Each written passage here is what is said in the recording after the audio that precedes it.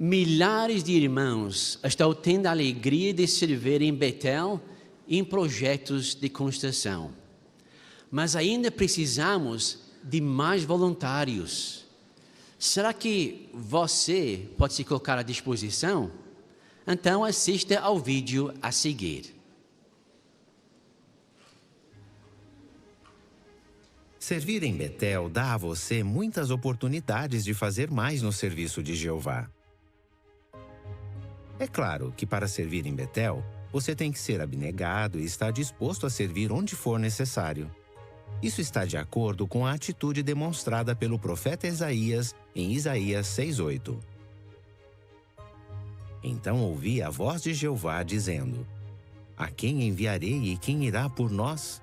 E eu disse: Aqui estou, envia-me.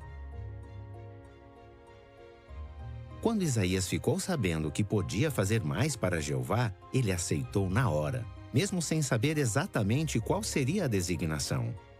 Ele sabia que era Jeová que estava fazendo o convite para ele servir de modo especial. Por isso, ele se colocou à disposição. Os membros da família de Betel no mundo inteiro têm essa mesma atitude. A comissão de filial decide se os seus serviços são necessários e onde você pode ser mais bem usado. Você pode ser convidado para servir em Betel ou na construção. Envie sua petição. Isso pode dar a você a oportunidade de servir a Jeová e a sua organização de muitas maneiras.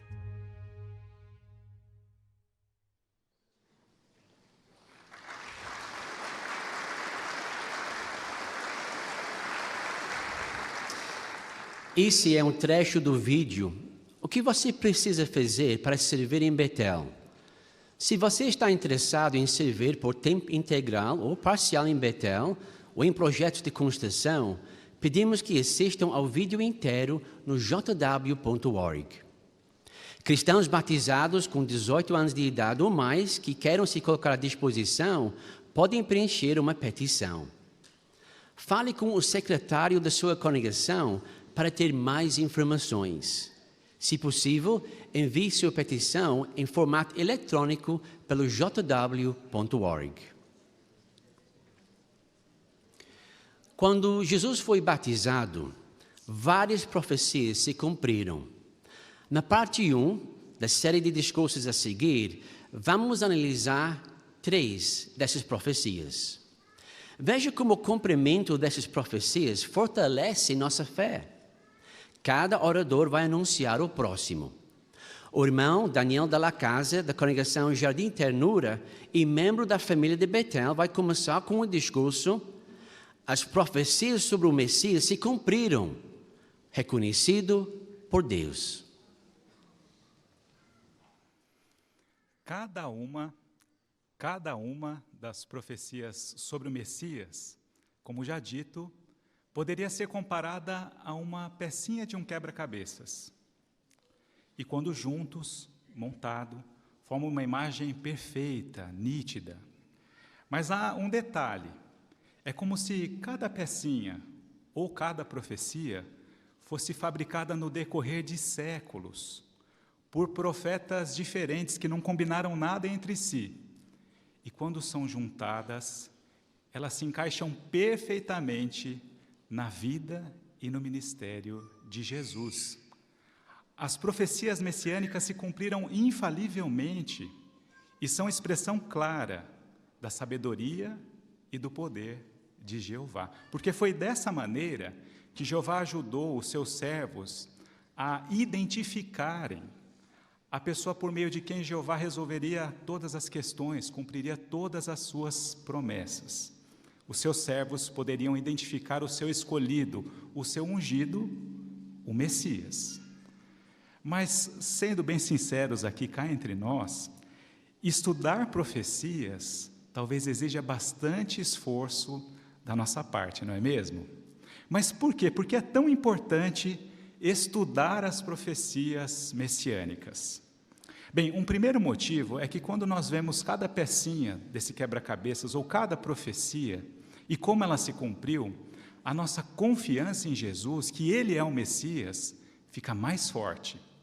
E como resultado, isso é essencial para nós, já que somos cristãos, a nossa confiança nele, que é o alicerce da nossa fé, fica ainda mais forte.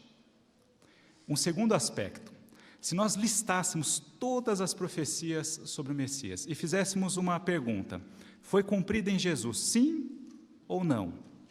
A resposta seria sim, para cada uma dessas profecias. É por isso que, segundo aos Coríntios 1:20, diz que não importa quantas sejam as promessas de Deus, elas se tornam sim por meio de Jesus. E a nota de estudo desse versículo diz que Jesus cumpriu todas as promessas, todas as profecias messiânicas contidas nas Escrituras hebraicas. Isso indica que, se Jeová cumpriu todas as suas promessas do passado sobre o Messias, ele também vai cumprir no futuro. Então, esses dois motivos nos mostram a importância de estudarmos, conhecermos cada uma das profecias messiânicas. E para nós, servos de Jeová, isso é tão importante que no congresso passado nós já consideramos 6 profecias que estavam contidas e mencionadas no episódio 1 de A História e o Ministério de Jesus. Você quer uma ajudinha para lembrar de cada uma dessas 6 profecias? Vamos ver o vídeo a seguir.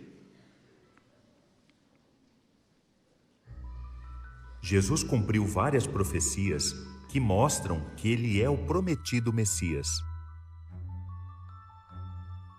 E sua esposa Elizabeth lhe dará um filho, e você deve pôr nele o nome de João. Espírito Santo virá sobre você, e por essa razão, aquele que nascer será chamado Santo, Filho de Deus. José também subiu da Galileia à cidade de Davi, que se chama Belém. O anjo de Jeová apareceu a José num sonho. Assim, José se levantou à noite, pegou a criança e a mãe dela e foi para o Egito.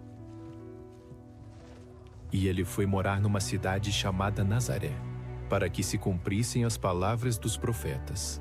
Ele será chamado Nazareno. Estava para vir ao mundo a verdadeira luz que ilumina todo tipo de pessoas.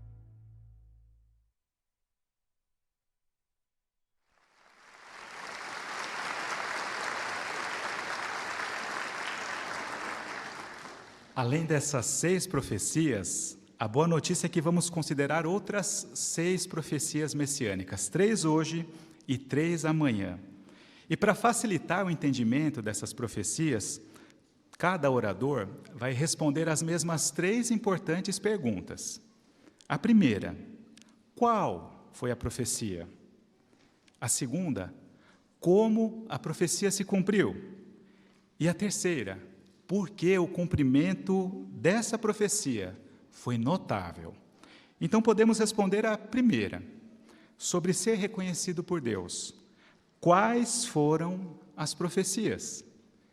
Eu convido os irmãos a assistirmos juntos a um trecho do vídeo, de um trecho de A História e o Ministério de Jesus. E depois nós vamos ver quais profecias se cumpriram.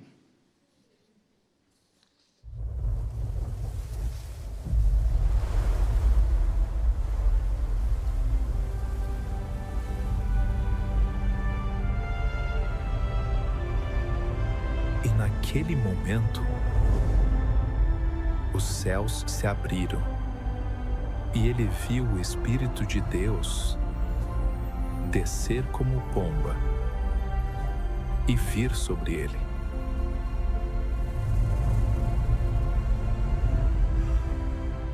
Também, uma voz vinda dos céus disse: Este é meu filho, o amado, a quem eu aprovo.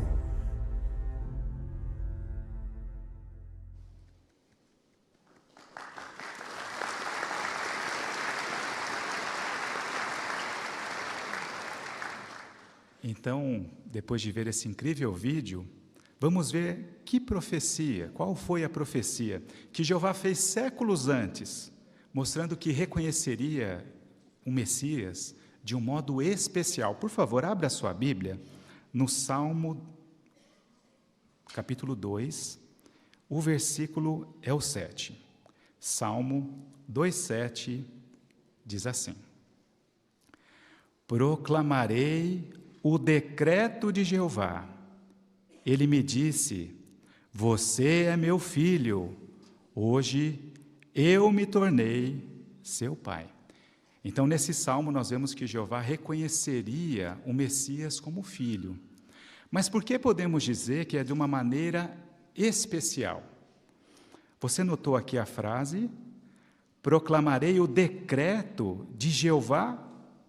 Bem, esse decreto da maior autoridade do universo reconheceu que Jesus era seu filho e, por isso, herdeiro do reino de Deus. Por que isso é tão importante? Porque este decreto solene, oficial, ele permitiu que Jesus pudesse ser rei do reino de Deus no futuro. Mas essa é a única profecia encontrada nas Escrituras hebraicas sobre Jesus ser reconhecido, o Messias ser reconhecido como Filho de Deus? Veja ainda uma outra, aqui encontrada em Isaías 42:1. Por favor, abra sua Bíblia em Isaías 42:1, que diz assim: vejam o meu servo, a quem apoio, meu escolhido, a quem aprovo. Note, pus nele o meu espírito, ele trará justiça às nações. Então, irmãos, aqui Jeová garante que sobre o Messias viria o seu espírito. É incrível notar como cada profecia messiânica é cheia de detalhes para nós. Mas podemos responder a segunda pergunta: como as profecias se cumpriram? Como nós vimos no vídeo, elas começaram a se cumprir por ocasião do batismo de Jesus. E podemos ver o cumprimento aqui em Mateus. Por favor, abra sua Bíblia em Mateus, capítulo 3, versículos 16 e 17. E Mateus é considerada a ponte entre as escrituras hebraicas e as gregas. E vamos ver aqui o cumprimento em Mateus 3, 16 e 17, que diz assim: depois de ser batizado, Jesus saiu imediatamente da água. E naquele momento os céus se abriram, e ele viu o Espírito de Deus descer como pomba e vir sobre ele. Também uma voz vinda dos céus disse: este é meu filho, o amado, a quem eu aprovo. Então nós vimos aqui o Espírito Santo que desceu sobre o Messias, sobre Jesus, relacionado a Isaías, que lemos agora, mas o cumprimento principal é do Salmo 2,7, em que Jeová reconhece Jesus como filho, e ele diz: este é meu filho amado, a quem eu aprovo. É como se Jeová dissesse: Jesus, eu tenho orgulho de ser o seu pai. Eu amo você e eu estou contente com o que você acabou de fazer. E abrindo aqui um parênteses, pais cristãos, Jesus já era um adulto, pagava suas contas e era perfeito. Mas mesmo assim, Jeová entendia que ele tinha necessidade de receber aprovação, um elogio, expressões de que era amado, e os seus esforços em imitar Jeová também farão grande diferença na vida de seus filhos, e alegra o coração de Jeová. Mas voltando aqui ao cumprimento dessa profecia, o que mais está envolvido em Jeová dizer: este é o meu filho? É apenas no sentido de que Jesus era filho de Deus, criado diretamente por ele? Também, mas mais do que isso. Quando Jeová disse: este é meu filho, neste momento é no sentido também que Jesus passou e voltou a ter a esperança de nascer como filho espiritual nos céus. Um outro ponto interessante deste relato aqui, quando a Bíblia diz: os céus se abriram. Isso possivelmente indica que Jeová ajudou Jesus a recordar tudo o que ele tinha vivido antes de vir aqui à terra.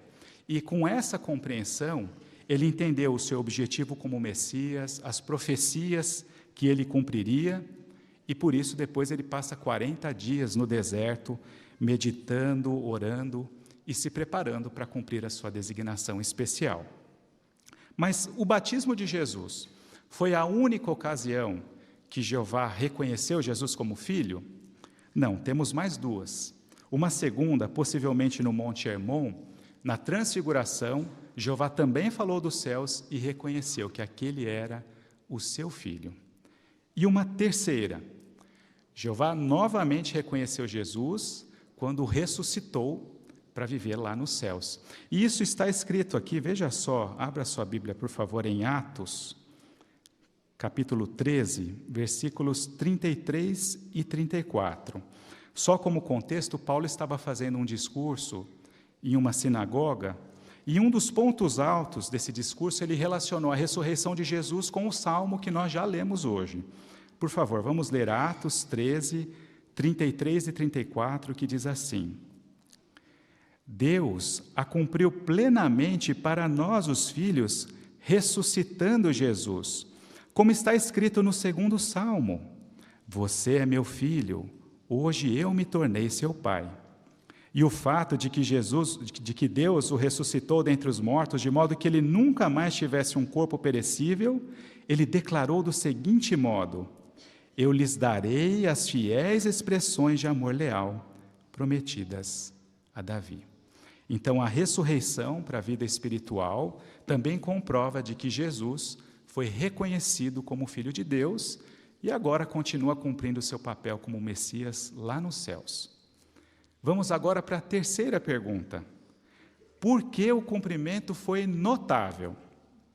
Bem, um primeiro aspecto notável ocorreu lá no batismo de Jesus, quando Jeová falou diretamente com eles lá dos céus. Por que isso é tão notável? Porque, aparentemente, essa foi a primeira vez que os humanos ouviram a própria voz do Criador.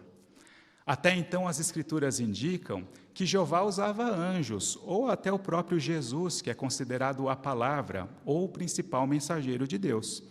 Então, deve ter sido algo inesquecível. Evidentemente, tudo indica que apenas João Batista estava ali presente no batismo de Jesus.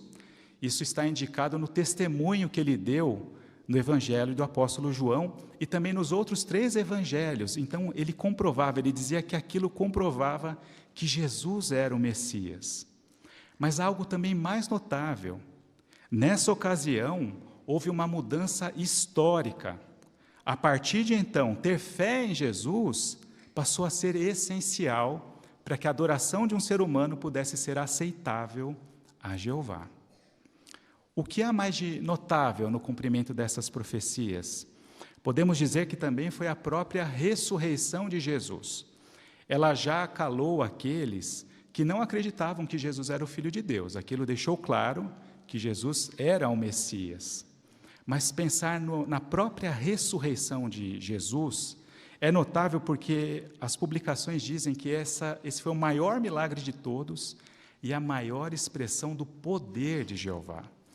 Por exemplo, é fora da compreensão humana pensar no glorioso e imortal corpo que Jeová fez para Jesus quando ele ressuscitou. Mas pense também nas memórias de Jesus, quanto poder foi necessário para restaurá-las. Por exemplo, Jesus foi criado bem antes do universo, e estima-se que o universo tenha de 13 a 14 bilhões de anos. Mas Jesus foi feito eras e eras antes disso. Então, Jesus precisou restaurar todas as suas memórias sobre a criação espiritual, física, do universo, da terra, de todas as formas de vida, o que ele tinha aprendido com o seu pai e também tudo o que ele viveu aqui na terra. As Escrituras dizem que se fosse colocar em rolos o que Jesus fez na terra, os rolos não conteriam, e Jeová precisou de muito poder para restaurar todas essas memórias de Jesus. Bem, irmãos, que conclusão nós chegamos? As cenas que nós assistimos aqui não são apenas um filme de entretenimento ou uma história que mostram que Jesus foi um grande homem que passou pela terra. Na verdade, são acontecimentos históricos. Vimos nesse primeiro discurso que um decreto reconheceu Jesus como herdeiro do reino de Deus. Sua ressurreição nos garante que Jesus está vivo hoje nos céus, cuidando de uma obra que afeta a vida de todas as pessoas aqui na terra. E o fato de que hoje Jesus é o rei designado do reino de Deus está sendo proclamado no mundo todo por meio da obra de pregação. Assim é verdade, exige muito esforço estudar profecias, e as messiânicas também, mas temos certeza que essa série de discursos aumentará ainda mais o nosso desejo de estudá-las e conhecê-las a fundo. É por isso que teremos o imenso prazer de ouvir agora nosso irmão Éder Bica, da Congregação Sul de Tatuí, que vai apresentar o próximo discurso desta série. As profecias sobre o Messias se cumpriram, descendente do rei Davi.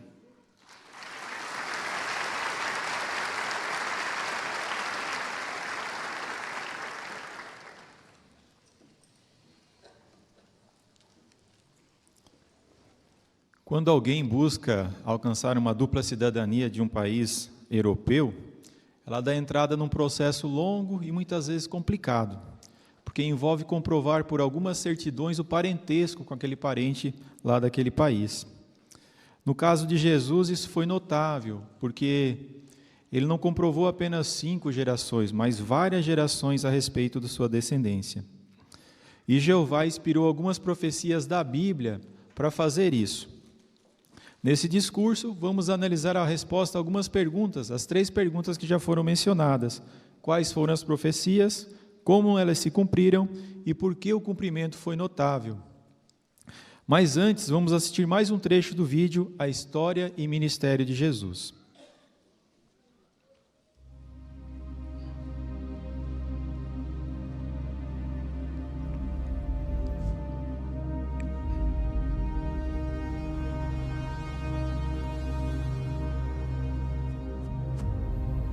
Filho de Davi. Filho de Isaque.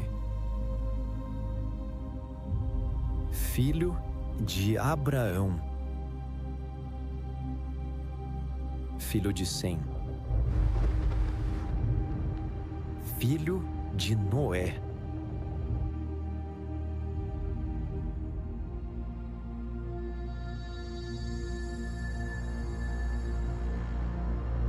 Filho de Adão. Filho de Deus.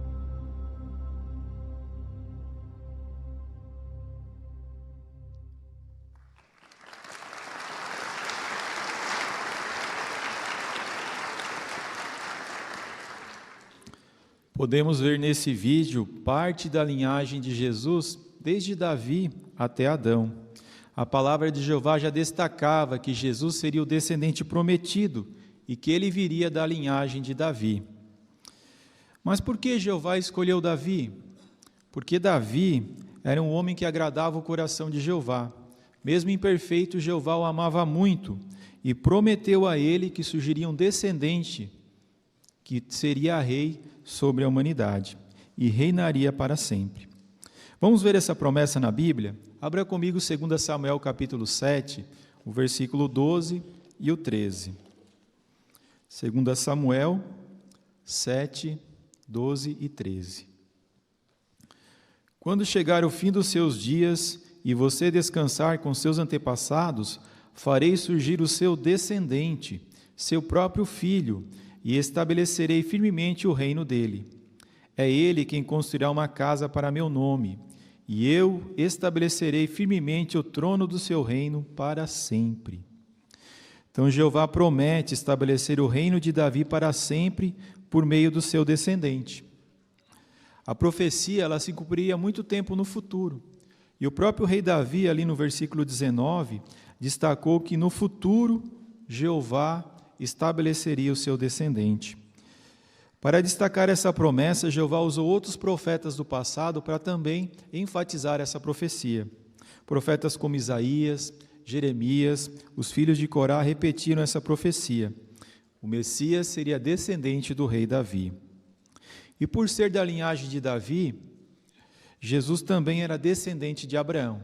E Jeová fez uma promessa a Abraão. Acompanhem comigo no livro de Gênesis, capítulo 22, versículo 18.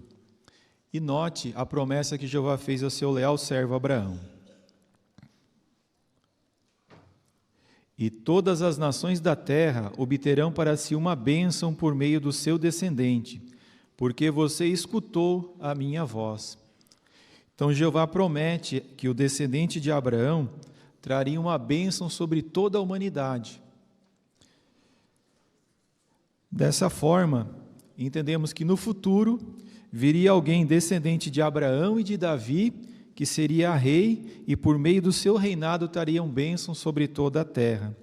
E somente o tão aguardado Messias, Jesus Cristo, poderia ter cumprido essa promessa. Outras profecias mostraram que o Messias seria descendente de Isaque, de Jacó e de Judá, todos eles descendentes de Abraão. E por que Jeová fez questão de registrar todas essas coisas? Para que não houvessem dúvidas, para garantir a linhagem exata de onde o Messias viria. Qualquer pessoa que alegasse ser o Messias, ela teria que provar essa genealogia, a sua linhagem. Porque, do contrário, ela não seria aceita nem pelos judeus e muito menos ter a aprovação de Jeová como Messias inspirado. E com certeza Jesus cumpriu muito bem todas essas profecias. Vamos ver agora então como ele cumpriu tudo isso? Por favor, acompanhem comigo no livro de Mateus, capítulo 1, os versículos 1, 2 e depois o 6. Mateus 1, 1, 2 e depois o 6. O livro da história de Jesus Cristo, filho de Davi, filho de Abraão. Abraão tornou-se pai de Isaque, Isaque tornou-se pai de Jacó, Jacó tornou-se pai de Judá e de seus irmãos. O 6. Jessé tornou-se pai de Davi, o rei. Davi tornou-se pai de Salomão por meio da esposa de Urias. Então, logo aqui no início do versículo 1, vemos a comprovação da genealogia de Jesus. Mateus fala que Jesus é filho de Davi e filho de Abraão, cumprindo as profecias que nós mencionamos. Jesus era filho ou descendente do rei Davi, bem como de Abraão, de Isaque, Jacó e Judá, como as profecias apontavam. Todos os judeus podiam facilmente identificar o Messias por analisar a sua árvore genealógica. E na Bíblia contém duas listas dos antepassados de Jesus, uma no livro de Mateus e a outra no livro de Lucas. E as duas genealogias elas são diferentes uma das outras. Nessas listas, a palavra filho pode se referir a um filho, um neto ou um descendente. E a palavra pai pode significar pai, avô ou até mesmo um antepassado mais distante. Então, como Mateus focalizou o seu evangelho? Mateus registra a genealogia por meio de José, provando que Jesus tinha o direito legal de herdar o reinado de Davi. Focando em José, nesses capítulos iniciais, o nome dele chega a ser mencionado 9 vezes, enquanto de Maria aparece apenas 4. E Mateus iniciou a genealogia de Jesus, provando o direito legal de Jesus qual herdeiro de Abraão e de Davi. E por que ele fez isso? Porque quando ele escreveu o seu livro, ele pensou principalmente nos judeus, e ele traça a genealogia de Jesus até Abraão. Essas profecias a respeito do Messias eram tão importantes para os judeus que Mateus começou registrando o cumprimento delas, provando que Jesus era descendente do rei Davi. E ele também dá destaque a Davi por chamar apenas Davi de o rei, conforme o versículo mostrou. E como filho adotivo de José, Jesus já tinha o direito, de acordo com a lei, de ser rei como Davi. Mas o que dizer do relato de Lucas? Lucas ele registrou a genealogia de Jesus por meio de Maria, provando que ele tinha o direito biológico de herdar o reinado de Davi. O nome de Maria é mencionado cerca de 12 vezes nesses capítulos iniciais de Lucas. Embora Jesus já tivesse o direito de ser rei por ser descendente de José, agora o relato de Lucas mostra que ele era descendente de Davi por meio de outro filho dele, Natã. E já que ele era do mesmo sangue de Davi, ele tinha o direito, segundo a carne, de ser rei como Davi. Mas alguns até mesmo podem perguntar, né? Na lista não fala que ele era filho de Maria. Isso acontece porque nas genealogias oficiais apenas era colocado o nome dos homens e não das mulheres. Então, como José era casado com Maria, ele foi chamado como filho de Eli. E qual foi o objetivo de Lucas ao escrever o seu livro? Ele escreveu o seu livro pensando em todas as pessoas, principalmente as pessoas das nações. Aí ele traça a genealogia de Jesus até Adão, sem mencionar nada especial sobre Davi ou Abraão. Vamos ver um vídeo agora que mostra a genealogia de Jesus. Acompanhemos mais um trecho do vídeo, A História e Ministério de Jesus. Milhares de anos antes do nascimento de Jesus, as profecias sobre o Messias, começando em Gênesis 3,15, já diziam que ele seria o prometido descendente que cumpriria o propósito de Jeová. Os evangelhos de Mateus e Lucas trazem uma genealogia que nos permite ver a linhagem de Jesus, desde Adão até o fiel Abraão, por meio de quem Deus prometeu que o Messias viria. Com o passar do tempo, outras profecias revelaram mais detalhes sobre a linhagem de Jesus. O Messias seria descendente do rei Davi. A genealogia traçada por Lucas destaca que Jesus era descendente biológico do filho de Davi, Natã, por meio de Maria. Já a genealogia traçada por Mateus destaca que Jesus tinha um direito legal ao trono de Davi através de Salomão, por meio de seu pai adotivo, José.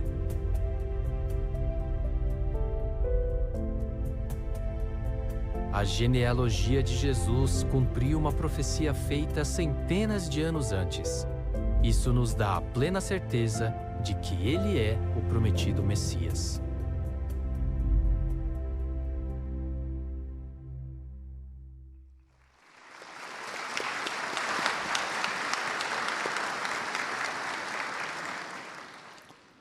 Como vimos no primeiro vídeo, quando Jesus foi ungido como Messias, provavelmente ele se lembrou, das coisas do seu passado. Se isso tivesse realmente acontecido, talvez ele tenha se lembrado de cada personagem que fez parte da sua linhagem, chegando até Adão. O Messias pôde provar a sua linhagem por 40 gerações, abrangendo um espaço de tempo de 2000 anos, algo realmente incrível. Por isso essa profecia é muito notável. Para entender um pouco melhor, imagine a seguinte situação. Um parente seu lhe deixa uma herança muito generosa. Ela vai mudar a sua vida. Mas para você recebê-la, você precisa comprovar todos os seus antepassados de 2000 anos para cá. Tanto da parte do pai, quanto da parte da mãe. Você não concorda que conseguir isso seria praticamente impossível? Hoje, comprovar 4, 5 gerações já é difícil, imagine 40. Mas o relato de Mateus e Lucas não deixam dúvidas sobre a linhagem do Messias. Algo também que é interessante é que alguns no passado tentaram acabar com a linhagem do Messias. Em certa ocasião, a rainha Atalia quis eliminar todos da linhagem real. Até achou que havia conseguido isso, mas Jeová protegeu Jeoás. Herodes, nos dias de Jesus, mandou matar todos os meninos, mas Jeová também tomou medidas para proteger Jesus. E até mesmo os registros genealógicos dos judeus, eles se perderam durante a primeira destruição de Jerusalém em 607 a.C. Naquela ocasião, alguns até foram desqualificados do sacerdócio quando voltaram do exílio, por não conseguir comprovar a sua genealogia. Mas os registros genealógicos de Jesus não foram destruídos, de modo que era ainda possível provar a sua linhagem. Então Jesus nasceu numa época em que existiam provas que ele era descendente de Davi. Hoje muitos aguardam o Messias, mas eles não conseguirão provar a sua descendência de Davi, porque os registros dos judeus se perderam na segunda destruição em 70 era de Cristo. Então, assim como uma impressão digital, ela identifica apenas uma pessoa, o cumprimento dessas profecias da Bíblia apontam apenas para um Messias ou Cristo Jesus, o descendente do rei Davi. Portanto, se quisermos receber os benefícios do governo do Messias, temos que obedecer a Jesus. E podemos fazer isso agora, por obedecer àqueles que tomam a dianteira da obra de pregação no mundo, o escravo fiel e prudente. Com certeza, irmãos, Jesus foi o único que pôde provar que recebeu de Jeová o papel de rei descendente de Davi. E hoje ele está reinando no céu. E em breve ele trará as bênçãos do reino sobre toda a humanidade. Agora, o irmão Joelso dos Santos Meira, da congregação Jardim Ternura, membro da família de Betel, vai apresentar o próximo discurso dessa série. As profecias sobre o Messias se cumpriram, ungido com o Messias, o líder.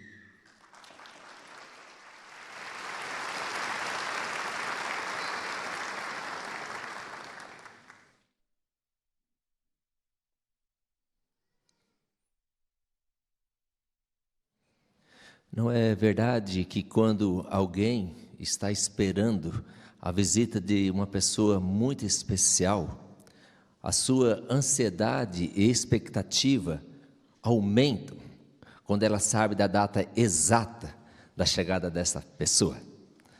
Da mesma forma, irmãos e amigos que nos visitam, Jeová, ele com muito amor, ele nos forneceu detalhes precisos sobre a chegada do Messias. E é maravilhoso ver de como Jeová, ele cuidou de tudo com muito cuidado. E essa atenção aos detalhes, irmãos, nos leva a uma pergunta muito importante. Qual foi exatamente a profecia cumprida que nos dá essa confirmação tão impressionante da chegada do Messias? Ela está aqui no livro de Daniel, capítulo 9, e o versículo 25. Vamos relembrar juntos esta profecia, por favor? Daniel, capítulo 9, o versículo 25.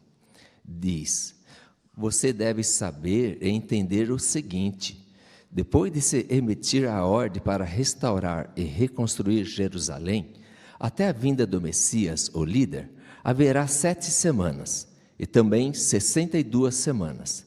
Ela será restaurada e reconstruída, com praça pública e fosso, mas em tempos de aflição.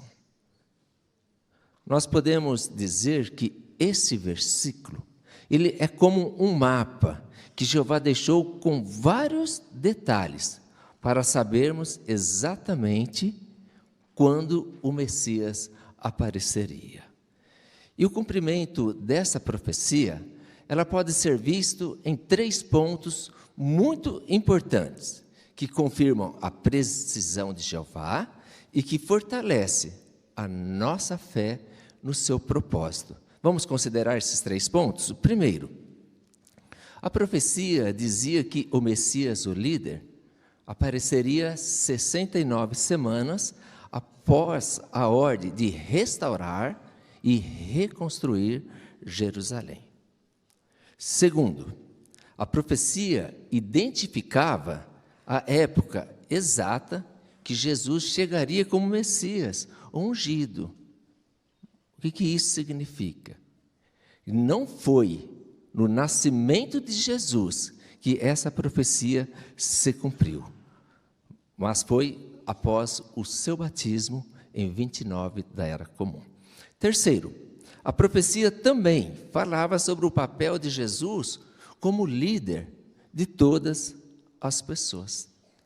Então, sendo assim, a partir de agora, nós vamos examinar cada um desses pontos.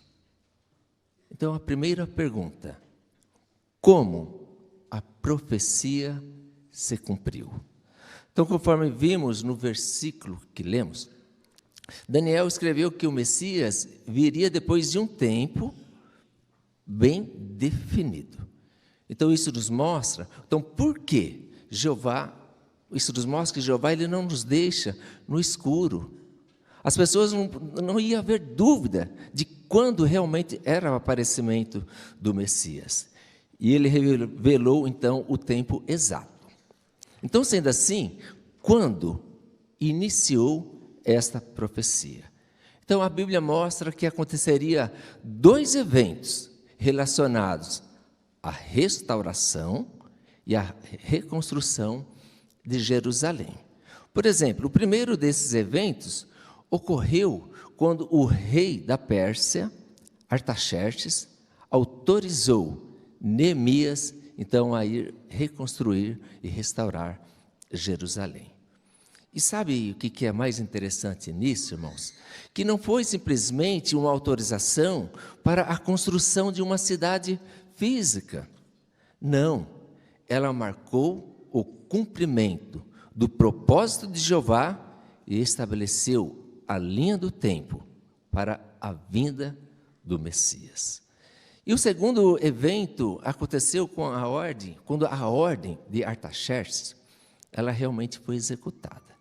Quando se deu isso? Então, quando Neemias, ele chegou a Jerusalém, reuniu ali os judeus e ordenou, então, a começar a reconstrução. Vale a pena destacar aqui um ponto que alguns historiadores, eles questionam de que essa ordem foi apenas no 20º ano do reinado de Artaxerxes. Mas só que eles esquecem, não inclui que isso aconteceu enquanto Artaxerxes, ele reinava junto com seu pai e avô, ou melhor, eles não levam em consideração o tempo em que o pai de Artaxerxes e o seu avô reinaram junto no mesmo tempo. Então, por isso que há essa diferença. E o que dizer, então, sobre a duração? Bem, a profecia diz que até a chegada do Messias haveria um período de 7 semanas e de 62 semanas. E conforme nós sabemos, algumas profecias, elas indicam que um dia pode representar um ano. Então, sendo assim, essas 7 semanas... Então, essa semana representa 7 anos. Então, as 69 semanas equivale a 483 anos. Esse é o período da profecia, 483 anos. E quando? Então, deu o fim desta profecia.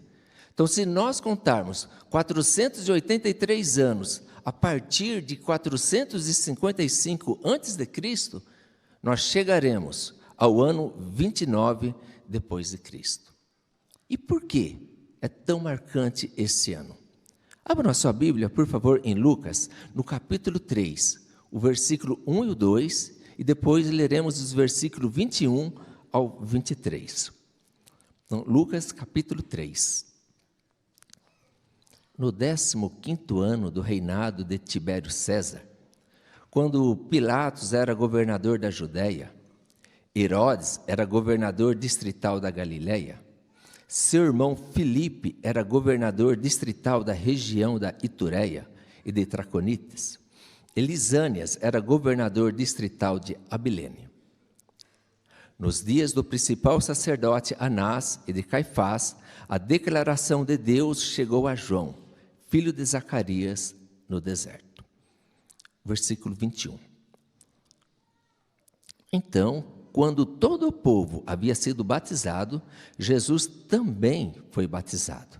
Enquanto ele orava, o céu se abriu, e o Espírito Santo desceu sobre ele em forma corpórea, como pomba, e uma voz saiu do céu: Você é meu filho, o amado, eu o aprovo. Quando Jesus começou a sua obra, tinha cerca de 30 anos de idade. Perceberam o detalhe aí no início do versículo 1? Lucas mencionou que isso aconteceu no 15º ano do reinado de Tibério César. E os estudiosos confirmam que esse 15º ano realmente corresponde ao ano 29 da Era Comum. Então foi nesse ano, Jesus, com cerca de 30 anos, ele foi ungido com o Espírito de Jeová e começou o seu trabalho como o Messias. Então, assim se cumpriu a profecia de Daniel. O Messias apareceu no tempo certo, assim como Jeová já havia avisado século antes. Agora, nós vamos ver um vídeo que resume muito bem a profecia das 69 semanas. Mais de 500 anos antes do nascimento de Jesus, o anjo Gabriel revelou ao profeta Daniel a época exata em que o Messias apareceria. O anjo de Jeová disse a Daniel: depois de se emitir a ordem para restaurar e reconstruir Jerusalém até a vinda do Messias, o líder, haverá 7 semanas e também 62 semanas, o que dá o total de 69 semanas. 69 semanas equivalem a 483 dias. A ordem para reconstruir Jerusalém foi dada no ano 455 a.C. Isso marcou o começo das 69 semanas. Só que o Messias não apareceu depois de 483 dias. Mas, se aplicarmos a regra que encontramos na Bíblia, para cada dia um ano, e contarmos 483 anos em vez de dias, isso nos leva do ano 455 a.C. até o ano 29 depois de Cristo. A Bíblia mostra que foi nesse ano, no ano 29, que Jesus foi batizado e ungido com o Espírito Santo como Messias. O cumprimento da profecia de Daniel capítulo 9 fortalece nossa fé de que tudo o que a Bíblia diz é verdade, que Jesus é o prometido Messias e que Jeová sempre faz as coisas na hora certa.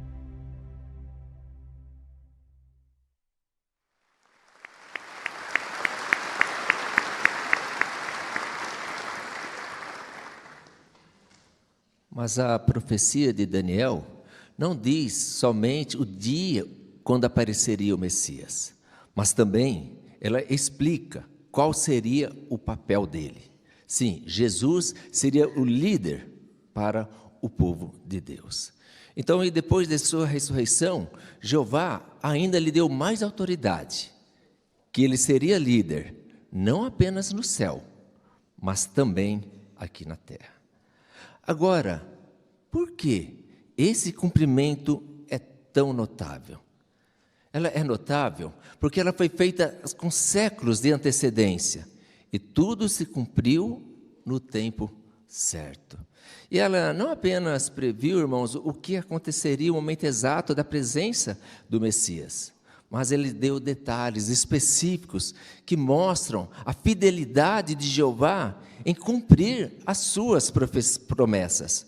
Por exemplo, a profecia não só disse que haveria uma ordem para a reconstrução de Jerusalém, mas que ela seria realmente restaurada.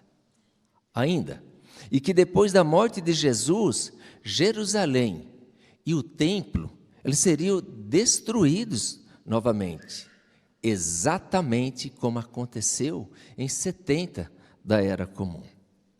Agora, vamos pensar um pouco. Humanamente falando, tudo isso parecia extremamente improvável. Por quê? Os inimigos de Israel tentaram parar a reconstrução.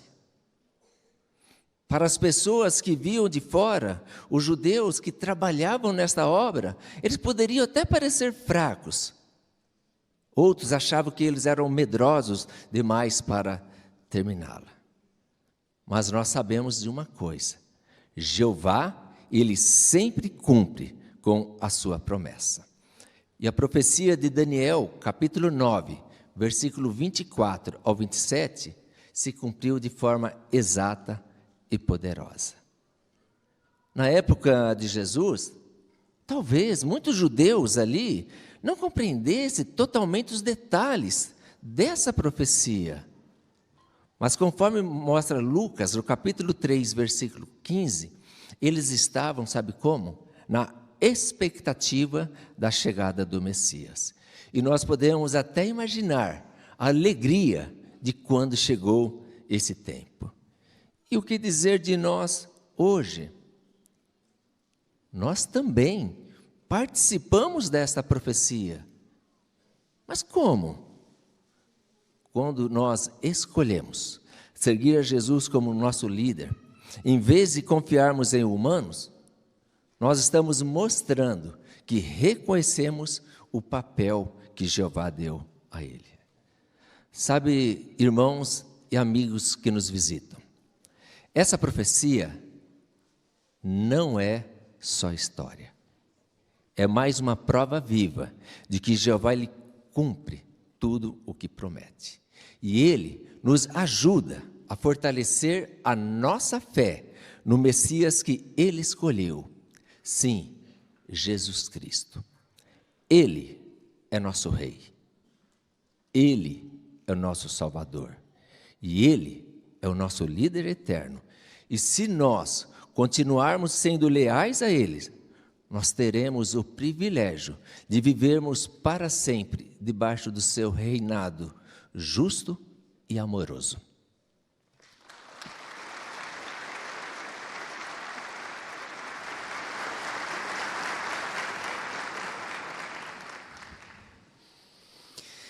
Obrigado, irmãos. Aprendemos muito com esses discursos. Que princípios bíblicos nos ajudam a ter um conceito correto sobre os governos humanos? Como esses princípios nos ajudam a adorar a Jeová de modo puro? Vamos dar atenção ao irmão Douglas Oliveira, da congregação Jardins e membro da família de Betel, que vai falar sobre o tema: quem realmente governa o mundo?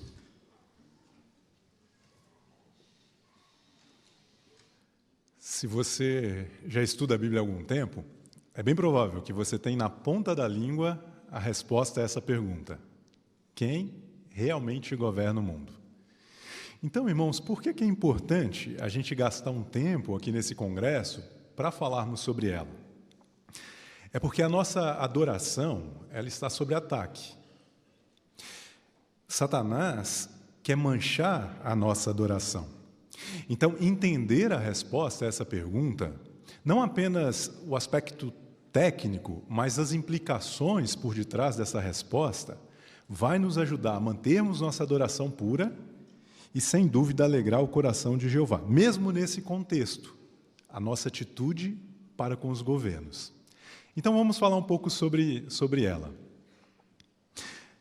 A resposta a essa pergunta, ela dá um motivo importante para os humanos não conseguirem hoje resolver os problemas da humanidade. E nós podemos encontrar essa resposta no relato aqui em Lucas, no capítulo 4, numa conversa que aconteceu pouco depois do batismo de Jesus. Provavelmente, essa conversa, ela chamou bastante a sua atenção, impressionou bastante você no vídeo que vimos essa manhã, não é verdade? Vamos ver Lucas capítulo 4 e os versículos 5 a 8.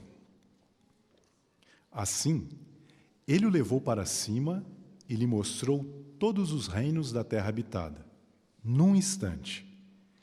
Então o diabo lhe disse: eu lhe darei toda essa autoridade, bem como a glória destes reinos, porque ela me foi entregue, e eu a dou a quem quiser. Portanto, se você fizer um ato de adoração diante de mim, tudo será seu.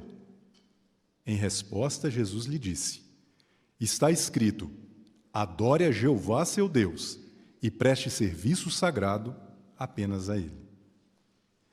Satanás, um mau caráter, teve a audácia de oferecer a Jesus todos os reinos da terra.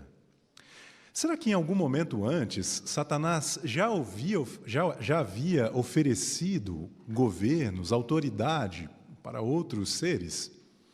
Bem, você se lembra do livro bíblico de Daniel, quando lá um demônio recebe um título oficial de o príncipe da Pérsia e o outro de um príncipe da Grécia? Não nos surpreenderia que Satanás pediu adoração a esses, já que ele inveja a posição de Jeová. Mas nessa ocasião aqui, o que Satanás ofereceu a Jesus, irmãos, não foi autoridade sobre a Pérsia, ou só sobre a Grécia, ou sobre Roma. Aqui diz sobre todos os reinos. Era isso que ele estava oferecendo a Jesus. Mas de onde essa criatura conseguiu essa autoridade? Bem, aí no versículo 6 que nós lemos, ele responde, ele disse que ela me foi entregue. O motivo de Jeová ter aceitado entregar essa autoridade àquele anjo que se tornou iníquo, nós sabemos. Lá no Éden, a soberania, a justiça de Jeová, a maneira dele governar foi questionada. Satanás apresentou uma possibilidade e Adão e Eva aceitaram. Eles quiseram uma soberania de segunda categoria, uma versão, uma imitação barata. E Jeová, nosso Deus justo, nosso Deus amoroso, nosso Deus que não é um tirano, ele aceitou. Ele permitiu que eles provassem, embora Jeová já sabia que aquilo era mentira, que aquilo era cruel. Mas na sua justiça, ele sabia também que a única maneira de resolver essa questão ali levantada de uma vez por todas era entregar por um tempo essa autoridade a Satanás. E quando Satanás ofereceu todos os reinos a Jesus, Jesus não questionou. Jesus não disse assim, Satanás, você está mentindo, você não tem, você está blefando. Não. Jesus sabia que aquilo era verdade. Tanto é que 3 anos mais tarde, Jesus, com todas as letras, lá em João 16:11, ele chamou Satanás de o governante do mundo. E não é verdade, irmãos, que isso explica por que tantas coisas horríveis estão acontecendo em nossa volta? Satanás é o governante desse mundo. Então vamos analisar aqui 3 perguntas, já que entendemos essa verdade. Como Satanás usa a sua autoridade? Como devemos encarar os governos humanos? E como praticar a adoração pura, mesmo vivendo no mundo de Satanás? Vamos falar da primeira delas. Como Satanás usa a sua autoridade? Pense em 2 maneiras. Uma delas, Satanás tem usado a sua autoridade para influenciar o comportamento e o pensamento das pessoas. Sobre o comportamento, esse comportamento que nós vemos das pessoas em nossa volta, no mundo inteiro, Efésios 2:2, lá diz que, ou chama esse comportamento, essa atitude mental, de espírito, o espírito que existe nesse mundo. E lá compara esse espírito ao ar. Ele está em toda parte. E lá diz que ele tem autoridade sobre as pessoas. E quem está por detrás dele? Lá diz que ele tem um governante, que nós sabemos quem é. Isso explica o comportamento das pessoas. Mas além de influenciar o comportamento, Satanás também tem tentado influenciar o pensamento das pessoas. Por exemplo, contando mentiras. E uma mentira, irmãos, que Satanás tem contado ao longo dos séculos é que os humanos têm capacidade de resolver os problemas, de se governarem. E muitas pessoas ainda são enganadas por essa mentira.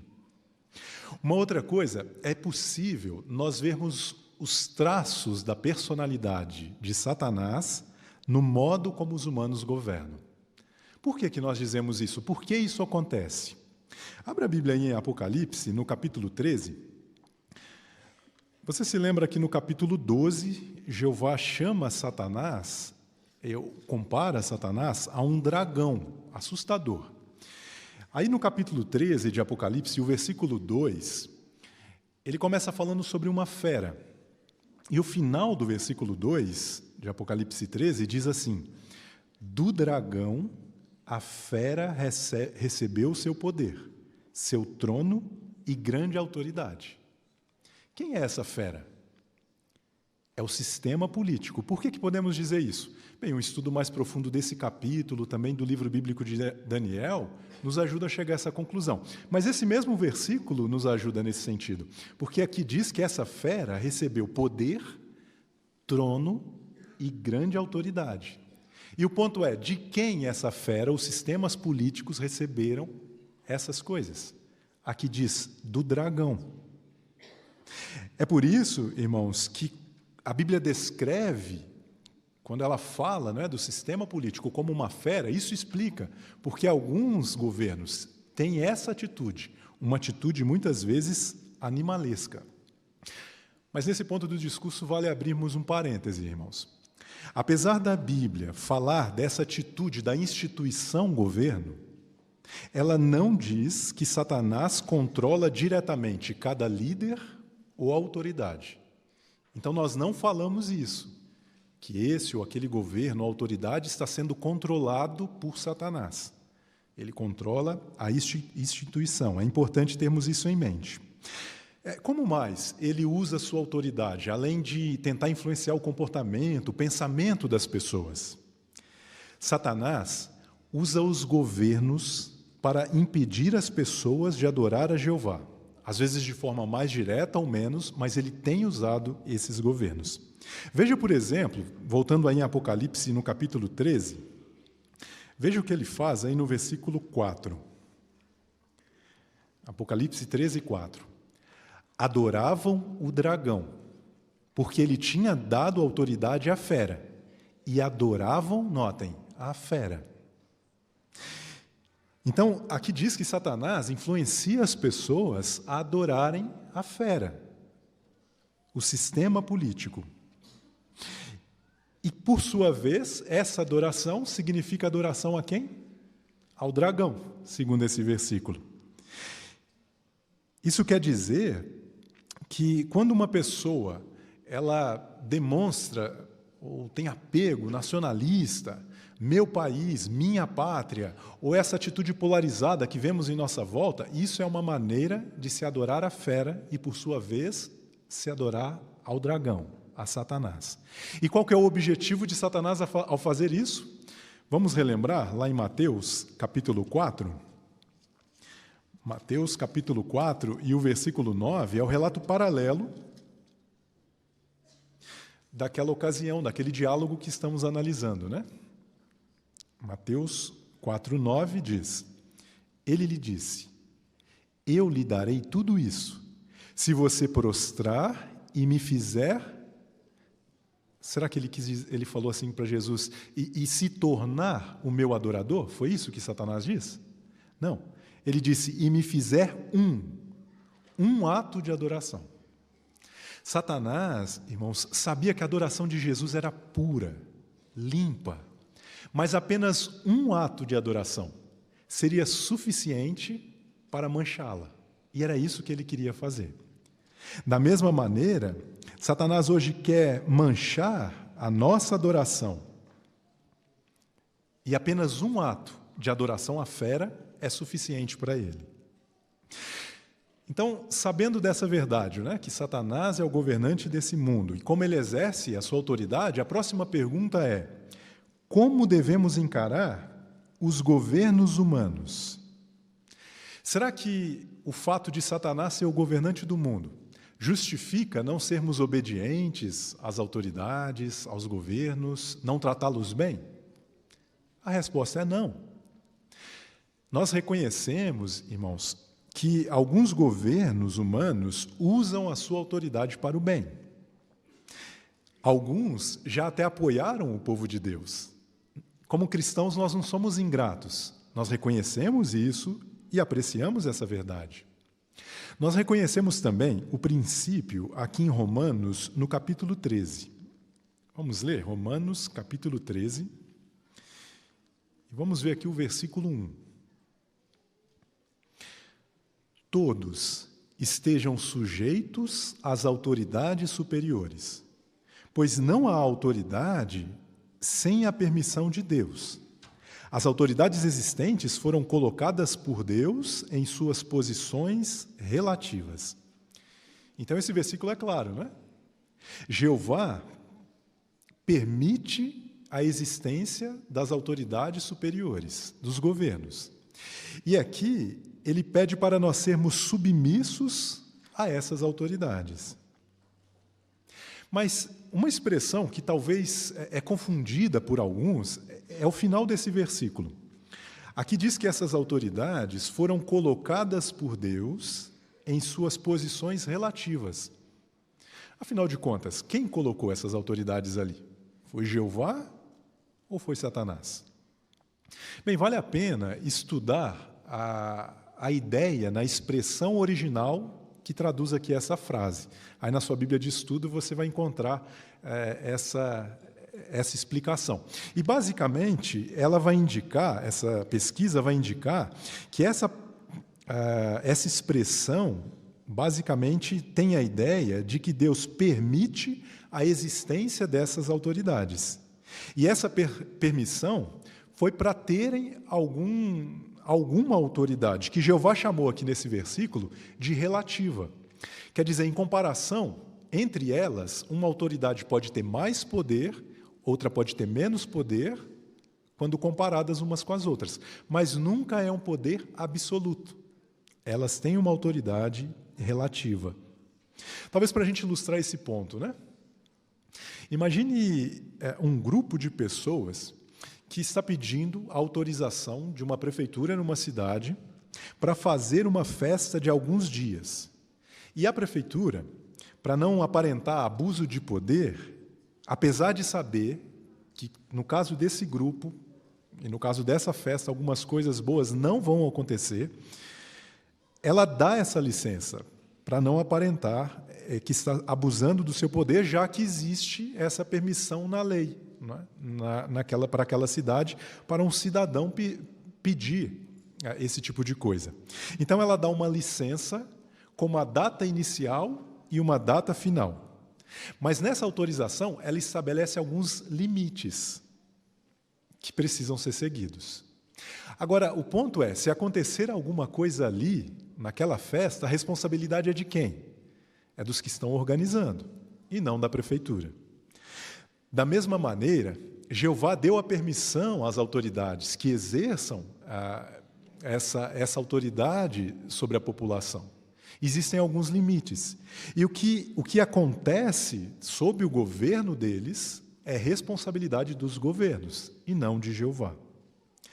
E nós? Qual é a nossa atitude para com esses governos?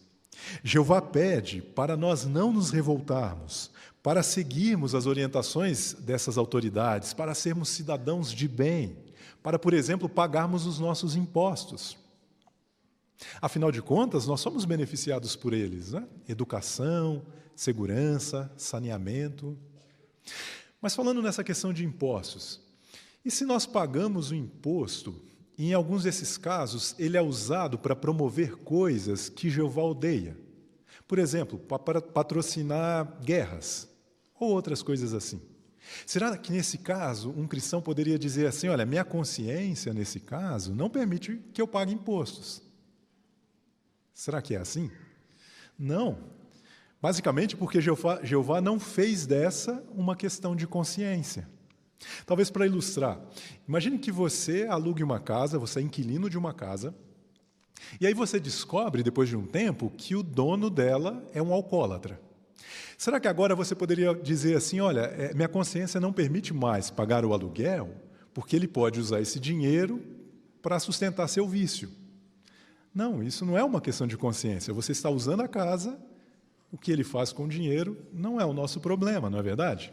Da mesma forma, nós obedecemos às autoridades, pagamos os nossos impostos, porque isso agrada a Jeová, beneficia cada um de nós e também beneficia outros. Quer ver um exemplo disso? Alguns anos atrás, lá na Nigéria, alguns soldados entraram no salão do reino durante uma reunião e eles estavam procurando por pessoas que estavam protestando contra pagamentos de impostos. Aí o oficial, que era o responsável por aquela missão, viu o que estava acontecendo e interrompeu. Ele pediu que eles saíssem do salão e disse, as testemunhas de Jeová não participam de protestos. Elas sempre pagam impostos. O que nós aprendemos dessa experiência? Toda vez que você obedece às autoridades superiores, isso melhora a reputação do povo de Deus. E pode ser que, no futuro, isso beneficie os nossos irmãos.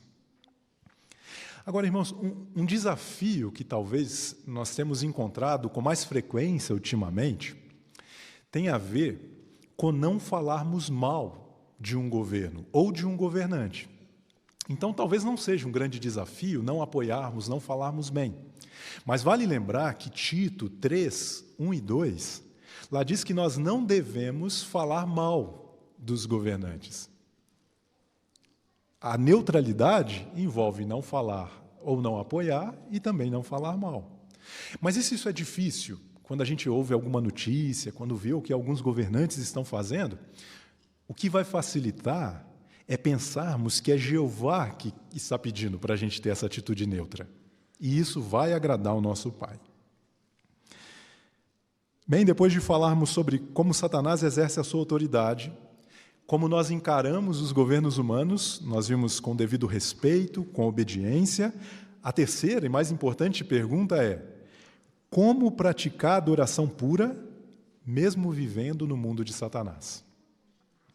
Assim como Jesus, nós adoramos apenas a Jeová. Mas pode ser que as autoridades peçam em algum momento para realizarmos, talvez alguma dentre essas 4 coisas: um serviço, participarmos de alguma cerimônia, usarmos certo tipo de roupa, ou fazermos algum gesto ou saudação específico. E nesses casos, então, quando uma autoridade pede para fazermos uma dessas coisas, como a gente vai tomar a decisão? Isso agrada a Jeová ou não? Nós podemos sempre pensar em 2 princípios que podem nos ajudar em qualquer país que vivemos e em qualquer uma dessas questões. O primeiro deles está aqui em Marcos, no capítulo 12. Marcos, capítulo 12, e o versículo 17. Se os irmãos acharam, diz assim: Jesus disse então: paguem a César o que é de César, mas a Deus o que é de Deus. E ficaram maravilhados com ele. Então, César, descrito aqui, representa os governos, né? Então, vamos supor que César peça para fazermos alguma coisa. A primeira pergunta a fazermos a nós mesmos é: o que César está me pedindo pertence a Deus? Se pertence, isso é inegociável. Agora, se pertence a César, nós vamos fazer. Por exemplo, o que está na lista que só pertence a Deus? Adoração a Jeová. Nós adoramos apenas a Ele. Então, César pode pedir para a gente respeito? Pode, não? César pode pedir honra, uma honra que talvez nós não daríamos a uma outra pessoa comum? Pode, porque ele é uma autoridade superior. Mas e se César pedir adoração? Aí nós não damos, porque isso pertence a Deus. Uma outra coisa que Jeová merece: a nossa vida. Nós dedicamos nossa vida a Ele, e Ele merece essa dedicação. Então, será que César pode pedir para nós fazermos algo que demanda muito trabalho, que nós talvez nem gostaríamos? Ele pode. Mas e se César pedir para dedicarmos a nossa vida a uma causa secular, ou para darmos a nossa vida para a pátria? Aí nós não aceitamos, porque a nossa vida pertence a Jeová. É um bom princípio, né? Que podemos analisar em qualquer uma dessas circunstâncias. Um segundo princípio, no Evangelho de João, capítulo 18. Veja as palavras de Jesus aqui no versículo 36. João, capítulo 18, e o versículo 36. Jesus respondeu: meu reino não faz parte deste mundo. Se meu reino fizesse parte deste mundo, meus assistentes teriam lutado para que eu não fosse entregue aos judeus. Mas o fato é que o meu reino não é daqui. Então Jesus foi claro, não é, irmãos? Ele disse: meu reino não é desse mundo. Em outras palavras, entre outras coisas, ele estava dizendo: eu não me envolvo em política. Então, se César pedir para a gente prestar um serviço de utilidade pública, nós fazemos? Na maioria das vezes, sim. Mas e se ele pedir para a gente se envolver em algo, alguma atividade que vai nos relacionar com um partido político? Ou aceitar um emprego que vai envolver a nossa neutralidade? Nós não aceitamos. Se ele nos pedir para envolvermos em guerra, ou promover de alguma maneira, ou pegarmos em arma contra uma pessoa, nós também não aceitamos, porque isso não pertence a ele. E isso significaria fazer parte do mundo.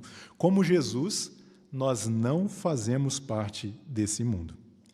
E uma coisa importante, né, irmãos, que tem sido cada vez mais difícil nesses últimos anos. Como cristãos, nós não tomamos partido em debates sobre assuntos sociais, morais e políticos. Qual que é a nossa posição como cristãos? Nós temos o nosso entendimento, nós entendemos o padrão bíblico e vivemos de acordo com ele. Nós respeitamos a decisão de cada pessoa, quer ela queira seguir esses padrões, quer não. E nós somos neutros. Isso é um desafio. O mundo está como uma corda bamba. Pensa aí no equilibrista, que está tentando se equilibrar numa corda bamba. Normalmente ele tem um bastão, né? E o que ele faz para se manter ali? Ele não pode pender para a direita, porque senão ele cai. Mas ele também não pende para a esquerda, porque senão ele cai também. Se formos neutros, nós vamos conseguir chegar no final dessa corda bamba. Esse é o nosso objetivo. No vídeo a seguir, note como 3 irmãos continuaram adorando a Jeová de modo puro e sinta orgulho de pertencer a essa organização. Assim como Jesus, os verdadeiros cristãos já provaram várias vezes sua determinação de adorar apenas a Jeová. Não importam as consequências. Em 1916, o mundo se afundava na Primeira Guerra Mundial. Apesar da intensa pressão para apoiar a guerra, muitos se recusaram a prestar serviço militar, incluindo serviços de apoio. Um deles foi Herbert Sr. Para mim, não tinha diferença entre descarregar munição de um navio ou colocar essa munição numa arma e atirar. Era tudo parte da guerra. O irmão Herbert e 4 outros irmãos, junto com outros objetores de consciência, foram entregues ao exército e presos na prisão imunda do castelo de Richmond, na Inglaterra.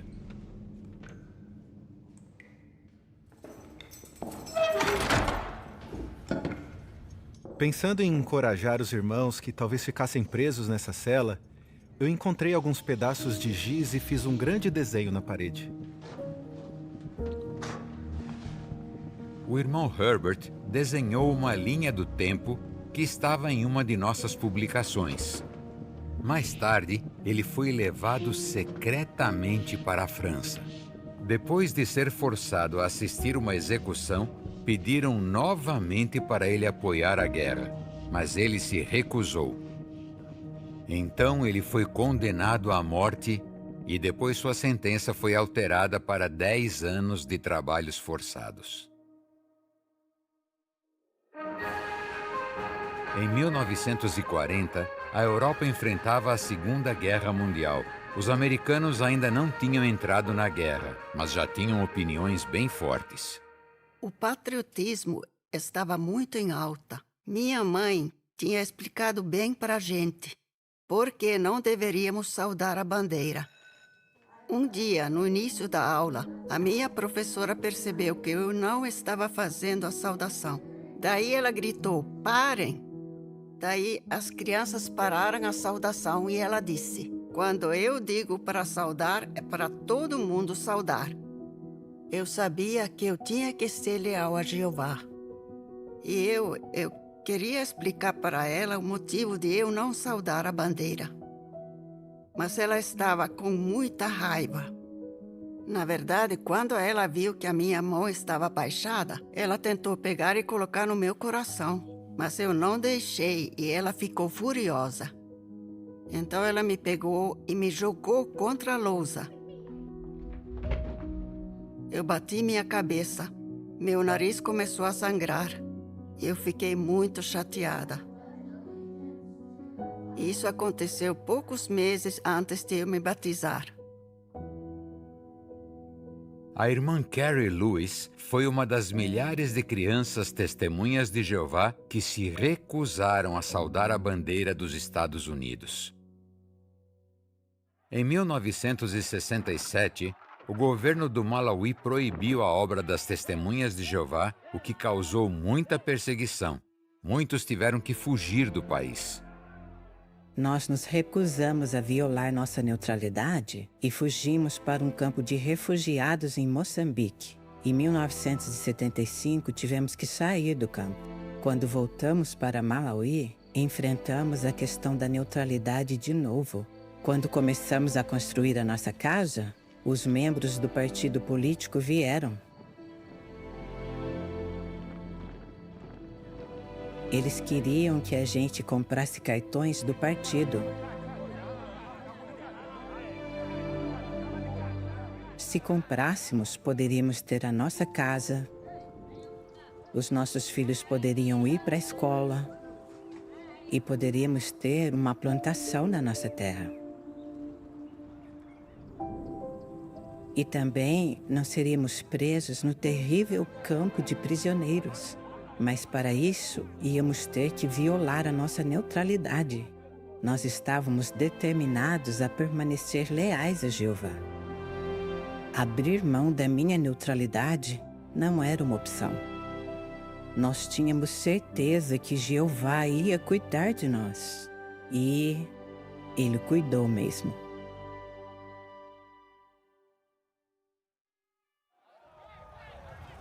Hoje, todos nós enfrentamos pressão para violar nossa neutralidade nos assuntos políticos e sociais desse mundo.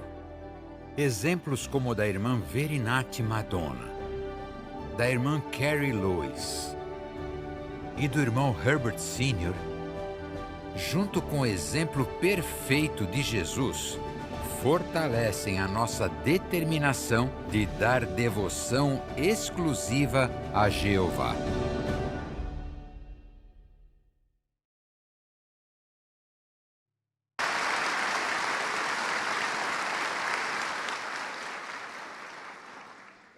Eu gostei muito da frase da irmã Verinati, lá de Malawi. Abrir mão da minha neutralidade não era uma opção. Essa também, irmãos, é a nossa determinação. As testemunhas de Jeová são um exemplo no mundo todo que é possível praticar a adoração pura nesse mundo governado por Satanás. Às vezes, quando isso for um desafio, não se esqueça, tente ter bem em mente a promessa de Jesus feita aqui em João, capítulo 12, e o versículo 31. Lembre-se que essa promessa está muito próximo de se cumprir. É uma promessa dupla. Jesus disse aqui: agora este mundo está sendo julgado. Agora será expulso o governante deste mundo. Perceberam as duas promessas existentes aí? Ele diz que o mundo de Satanás, as pessoas que não querem servir a Jeová serão julgadas, serão destruídas. Mas Jesus vai na causa dos problemas. Ele diz aqui que o governante do mundo será expulso. A licença temporária que Satanás e seus governos receberam está chegando ao dia final. Estamos ansiosos de Jeová dizer: Satanás, a festa acabou. Até que isso aconteça, imite a Jesus. Deixe que sua adoração seja pura, limpa, sem nenhuma sujeira desse mundo, estando decidido a adorar apenas aquele que merece, o soberano Senhor Jeová.